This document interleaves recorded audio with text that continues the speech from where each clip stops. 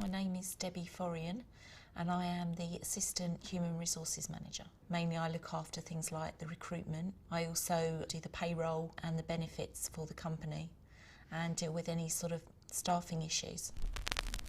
HR wasn't something I ever really thought about getting into. It sort of happened a little bit for me by accident. I've had sort of sales roles or customer service roles in the past, and the people side was what I always enjoyed, so I suppose in a way it's a natural progression for myself.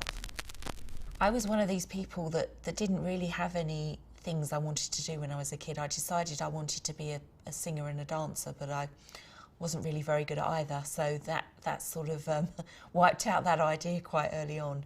I also wasn't particularly interested in school. I mean, it's one of those things you always look back now and think, I wish I'd done a bit better, I wish I'd got better results when I was at school. I mean, I can't say I did that bad, but I think you don't appreciate it maybe so much when you're there. When I left school, I didn't really know what I wanted to do. I just knew that I wanted to get a job. I was quite independent. I wanted to earn some money. I applied for a role as a sales administrator, like a trainee. They were looking for someone of a school leaver age. And at 16, I had 3 very intense interviews for a Japanese company at the time. And I was really pleased to be successful to get that opportunity to start in that role. There was a position that came up within sales and marketing for an office furniture manufacturing company. Then I was unfortunate enough to go on a team building exercise and break my leg.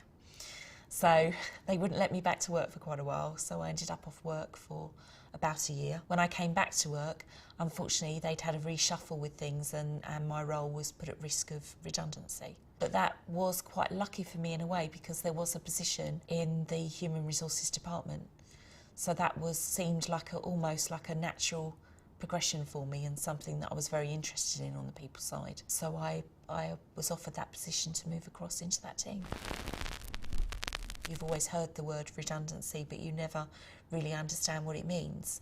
But suddenly when you're faced with that, it can be quite stressful, because you actually feel you don't know what you're going to do. Are you going to have a job? Are you going to have the money coming in? Suddenly I was a bit unsure of myself and unsure of my next direction. As I say, I think it worked out quite well for me in a way, because it made me think about it and made me change direction. I think the high point of my career has really been the job that I'm doing now. I mean, I moved to this company 5 years ago as a HR administrator, and I've worked myself through the ranks really. I am where I want to be. I don't really want to do any further studies. At the moment, I feel I've reached a point in my life now where I'm happy with what I'm doing. I'm confident enough in my role just to enjoy my day-to-day role.